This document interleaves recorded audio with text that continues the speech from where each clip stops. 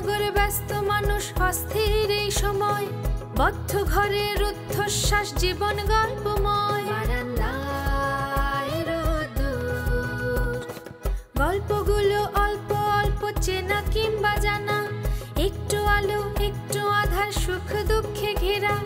দুঃখের গল্প ভেসে ভেসে যাক নানের উদ্দেশ্যে, সুখের আলো ফুটে উঠুক এই নীল আকাশে। বারান্দায় রোদ্দুর, বারান্দায় রোদ্দুর, বারান্দায় রোদ্দুর, বারান্দায় রোদ্দুর।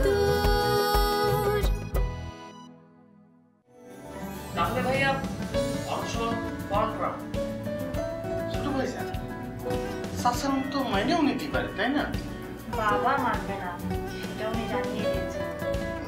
তার মানে আমাদের অনশনের জন্য প্রস্তুতি গ্রহণ করতে হবে না? আমি তো এই অনশনের বাইরে, শাসন তো কই দিয়েছে আগে থেকে। তুই বাবার দলে ফিরে যা। আজ থেকে তোকে আমরা বয়কট করলাম। আমাদের দিক থেকে তুই কোনো রকমের সুযোগ সুবিধা পাবি না। না না ভাইজান, আমি আপনাকে লগেই আছি।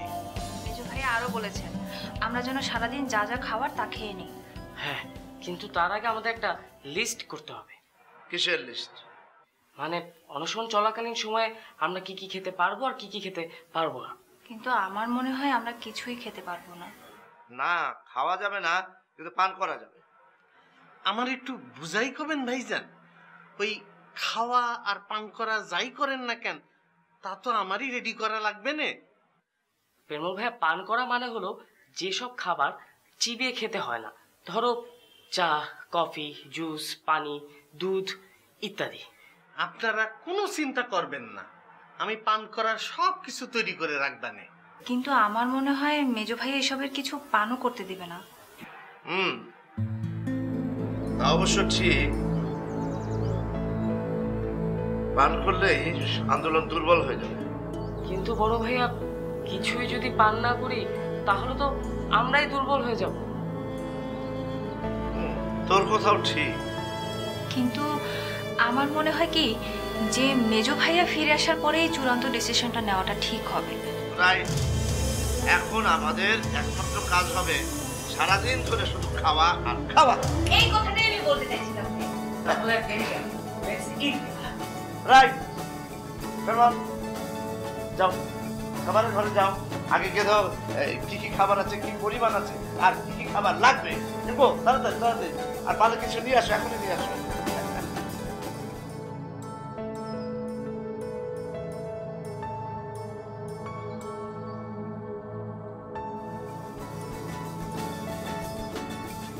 হ্যাঁ বাবা, আমরা আজ রাত থেকে অনশনে যাচ্ছি।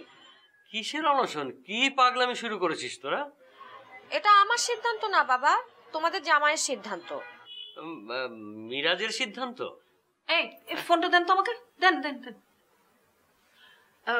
বাপরে, কি হয়েছে রে মা? মা, আমাদের শ্বশুর মশাইকে আমরা একটা আলটিমেটাম দিয়েছি। আলটিমেটাম? কিসের? উনারও তো একটা কাজ বাকি আছে, অসমাপ্ত কাজ। সেটা যদি আজ সন্ধ্যার মধ্যে আমাদের না জানান, তাহলে আমরা রাত থেকেই অনশনে চলে যাব। এসব কি কথা বলছিস? যে সে অনশন না মা, আমরণ অনশন। আমরণ অনশন? এটা আবার কি? হ্যাঁ, দেখি দেখি দেখি। হ্যালো, এই কি পাগলামি শুরু করেছিস তোরা? হ্যাঁ, আমরণ অনশন মানে বুঝিস? বুঝি বাবা, বুঝি। আমরণ অনশন হচ্ছে মৃত্যু আসা পর্যন্ত অনশনে থাকা। তুমি আমাদের জন্য দোয়া করো, যেন আমাদের মৃত্যু হওয়ার আগেই বাবা আমাদের তার অসমাপ্ত কাজের কথাটা বলে দেন। আরে এটা কেমন তোদের পাগলামি? আমি আচ্ছা আচ্ছা, রাখছি বাবা, রাখছি, বাই। হ্যালো হ্যালো, কেটে দিয়েছে। এই বাপরি বাবা, ওই কি বললো? ওই আমরণ অনশন, এটা কি? আমরণ না, আমরণ না, আমরণ মানে হচ্ছে মরণ পর্যন্ত অনশন, না খেয়ে থাকবে। আল্লাহ, কি বলছেন এসব? এটা শোনার পর আপনি ঘরে বসে আছেন? তো আমি কি করবো? আমিও না খেয়ে মরে যাবো। সেটাই তো করা উচিত। না না না, সেটা এখন করা উচিত হবে না। আচ্ছা, আপনার তো সকালে উঠেই দাবি জানতে যাওয়ার কথা ছিল, ছিল না? তো হ্যাঁ হ্যাঁ বলে বসে আছেন কেন? দেখছেন তো, দেখছেন মেয়ের যে একের পর এক বিপদ হচ্ছে। হ্যাঁ, হিয়ালি করবেন না, তাড়াতাড়ি যান। আমেনা, হ্যাঁ, তোমার নাম আমেনা না হয়ে জোকেনা হওয়া উচিত ছিল। জোকে না? এটা আবার কি নাম? ওই জোক যেমন একবার ধরে আর ছাড়ে না, এই দেবনি জোকেনা জোকেনা জোকেনা। দেখেন দেখেন দেখেন বদরুল বাবা, আপনি আমাকে সকিনা জোকেনা যাই বলেন না কেন, তাবিজ নিয়ে কিন্তু আপনাকে ফিরতেই হবে। আনবে তো ঠিক মতো? আরেকবার বলে আসি। এই বদরুল বাবা দাঁড়ান।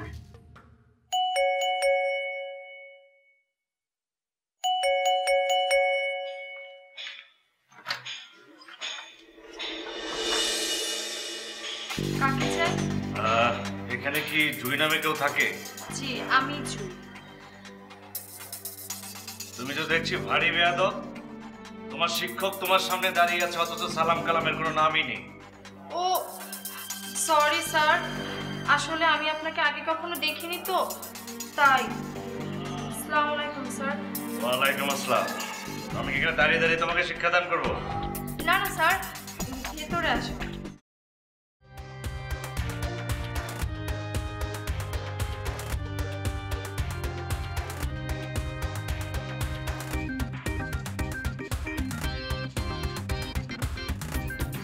দেবী, তুমি আমাকে আদেশ করছো?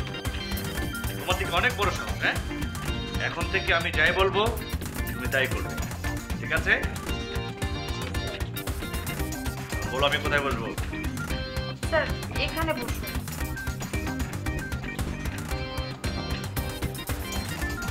স্যার আপনি বসুন, আমি আপনার আসার খবরটা ভাবিকে দিয়ে আসি। এই মেয়ে, তুমি তো দেখছি সত্যি ভারী বেয়াদব। হ্যাঁ, নিজে নিজে সিদ্ধান্ত নিয়ে আমাকে জানাচ্ছ তুমি এখন থেকে যাই কিছু করতে চাইবে সবকিছু আমার অনুমতি নিয়ে যাবে, ঠিক আছে? ঠিক আছে স্যার, আপনার আসার খবরটা ভাবিকে দিয়ে আসবো। কোন ভাবি? এইবারের পুত্রবধূ পাপড়ি ভাবি, যে আমার পড়াশোনার দায়িত্ব নিজ কাঁধে নিয়েছে, সেই ভাবিকে আমি আপনার আসার খবরটা দিয়ে আসি। ঠিক আছে, যাও। শোনো, আসার সময় আমার জন্য 1 কাপ চা নিয়ে আসবে, সাথে 3টা ক্রিম বিস্কিট, আর চায়ে হবে চিনি 1.25 চামচ। যাও। ঠিক আছে স্যার। 1.25 চামচ কত চামচে হয়? এই, তুমি তো দেখি গদ্দপ। হ্যাঁ, এই পড়াশোনা করছো তোমরা? না, 1 চামচ যোগ আরেক চামচের 4 ভাগের 3 ভাগ, ঠিক আছে? যাও। ওয়ালাইকুম আসসালাম। যা বানাতো এসে তোমাদেরকে আবার অঙ্ক শিখে যা।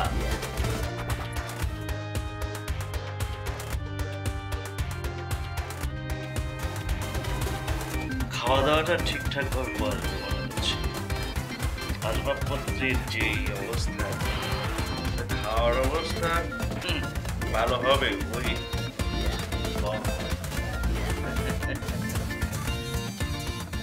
অবশ্যই তুমি উস্কানি দাতা।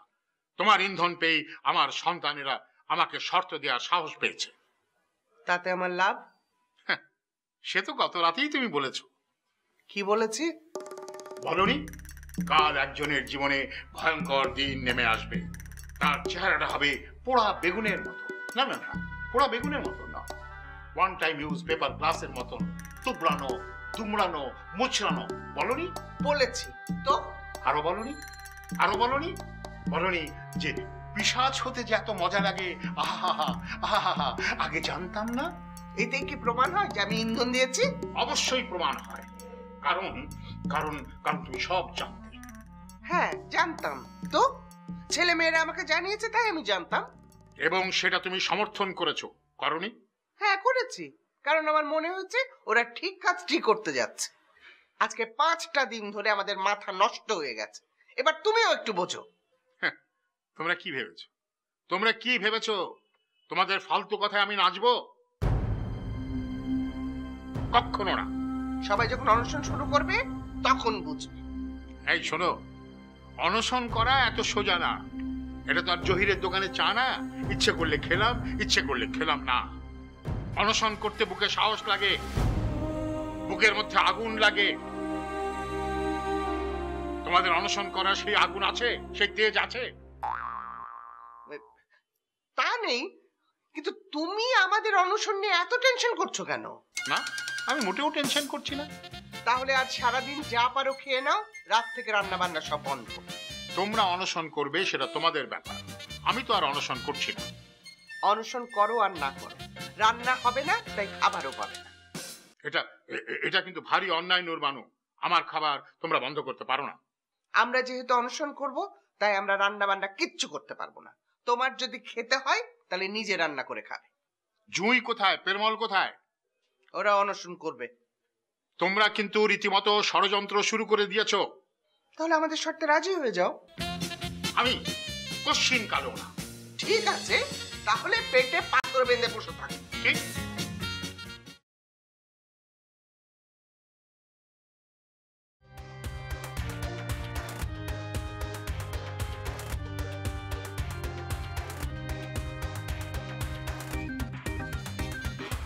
আপনার নাম? শমশের আলী। কোথায় থাকেন? মহাখালী। আপনার নিজের বাড়ি? না না, ভাড়ায়। কতদিন ধরে টিউশনি করেন আপনি? এই ধরেন 5 বছর। খুব ভালো। ওকে আপনি সপ্তাহে কদিন পড়াবেন? আমি 7 দিনই পড়াই, আর পড়ালেখায় আমি ফাঁকি দিয়ে একদম পছন্দ করি না। আপনি আর কোথাও পড়ান না? হ্যাঁ পড়াই, সকালে একজনকে পড়াই, দুপুরে একজনকে পড়াই, আর আজ সন্ধ্যা থেকে জুইকে পড়াবো। বাহ, খুব ভালো। তা আপনাকে কত দিতে হবে? আমি টাকা পয়সার বিনিময়ে পড়াই না। বলেন কি? তাহলে আপনার চলে কিভাবে? ওই সকালে যাকে পড়াই, সকালের নাস্তাটা আমি ওখানে খাই, আর দুপুরে যাকে পড়াই সেই বাসাতে আমি দুপুরের খাবারটা খাই, আর আজ থেকে রাতের খাবারটা আপনাদের এখানে খাবো। বাহ, কিন্তু আপনার বাসা ভাড়া? এটা এতদিনে 2 ছাত্রের বাবা মায়েরা দিত, আর আজ থেকে আপনারা শরীক হবেন। কিন্তু স্যার, যাতায়াত করতেও তো টাকা লাগে। এই বেয়াদব, তুমি কথা বলছো কেন? দেখছো না মুরব্বী কথা বলছে। না না, কিন্তু ও যে প্রশ্নটা করেছে সেটা তো ভাইটাল একটা প্রশ্ন। আসলে আপনার যাতায়াতের ভাড়াটা কিভাবে? ওই আমি যে বাড়িতে ভাড়ায় থাকি সেই বাড়িতে রাতের বেলা নাইট গার্ডের কাজটা করি, তাই মাস শেষে একটা মাসিক বেতন পাই। ও মাই গড, তাহলে আপনি ঘুমান কখন?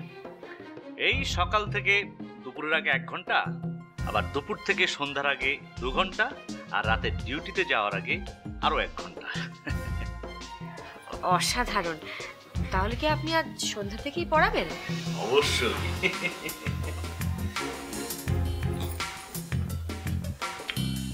মানে আপনার যদি আর কথা না থাকে তাহলে আপনি যেতে পারেন, আমি ওর সঙ্গে একটু কথা বলবো।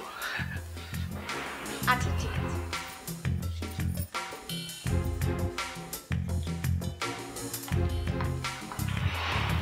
জয়, জি স্যার। তুমি কি গজপিতা চেনো? না মানে, আরে ওই যে দর্জিরা কাপড় সেলাই করার জন্য, কাপড় মাপার জন্য যে ফিতা দিয়ে মাপে। ও হ্যাঁ হ্যাঁ স্যার, হ্যাঁ হ্যাঁ জি। যাও একটা গজপিতা নিয়ে আসো জলদি। গসপিতা? গসপিতা দিয়ে কি হবে স্যার? তোমাকে আনতে বলেছে, যাও।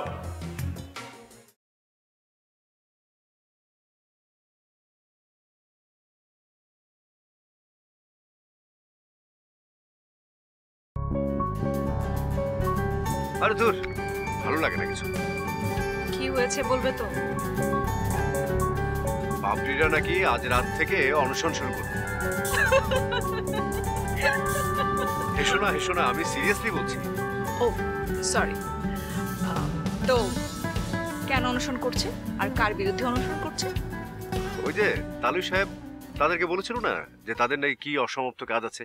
এখন উল্টো সবাই মিলে তালুই সাহেবকে বলছে তালুই সাহেবের নাকি কি একটা অসমাপ্ত কাজ আছে, সেটা যদি আজকে সন্ধ্যার মধ্যে না বলে তাহলে সবাই মিলে রাত থেকে অনশন শুরু করবে।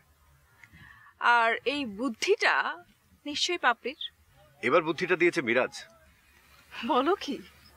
হ্যাঁ, আর বলো না, এই মিরাজও যদি এই তারছিরাদের দলে আসে তাহলে ভবিষ্যৎটা কি হবে একবার চিন্তা করো। ওই পুরো পরিবারের ভবিষ্যৎ একেবারে অন্ধকার। তবে বুঝলো, মিরাজ যদি এই আইডিয়াটা দিয়ে থাকে তবে সেটাকে পাগলামি না বলাই ভালো। আই থিংক মিরাজ এই আইডিয়াটা ভেবেচিন্তেই দিয়েছে। আরে দূর, ওদের কথা বাদ দাও তো।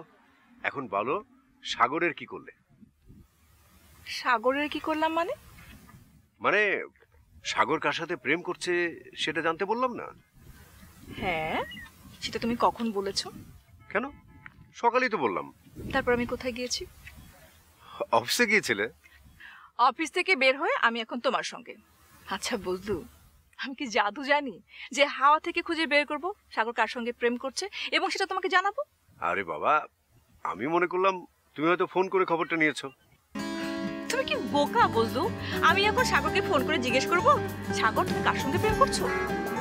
না না, সরাসরি জিজ্ঞেস করাই যাবে, তাহলে সাগর উত্তরই দেবে না। আচ্ছা ঠিক আছে, এখন চলো আমাদের বাসায় যাবে, আর যেতে যেতে দুজনে মিলে ভেবেচিন্তে একটা সিদ্ধান্ত নেওয়া যাবে। তোমাদের বাসায় কেন? কালকে তুমি আমাদের বাসার সামনে থেকে ফিরে এসেছো না, সেটা বাবা জানতে পেরে আমাকে মারতে বাকি রেখেছে। আমি আজকে কোনো রিস্ক নিতে পারবো না।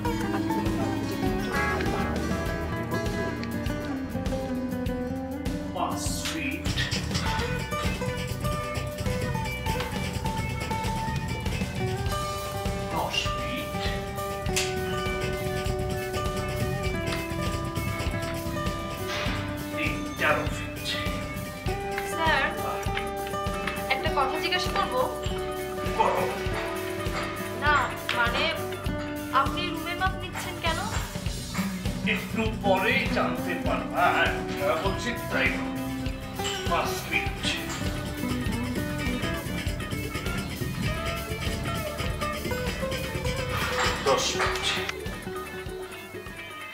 দেখো, ঘরের মাপ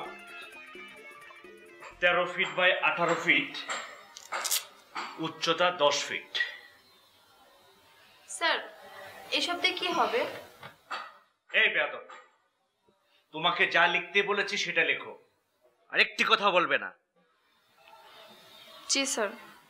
এবার আমি যেসব আসবাবের কথা লিখতে বলবো তাও লিখবে, ঠিক আছে? জি স্যার। লেখো।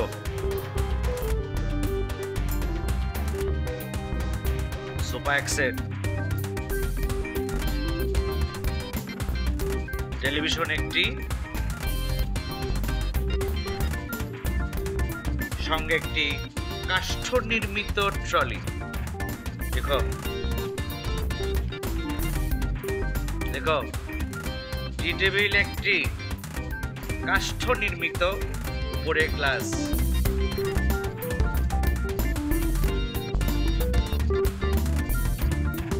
সব লেখা হয়েছে? জি স্যার। এবার বলো কি বলবা? না মানে স্যার, এই যে আপনি রুমের মাপ নিলেন, কি কি আসবাবপত্র আছে সেগুলো লিখতে বললেন, কেন স্যার?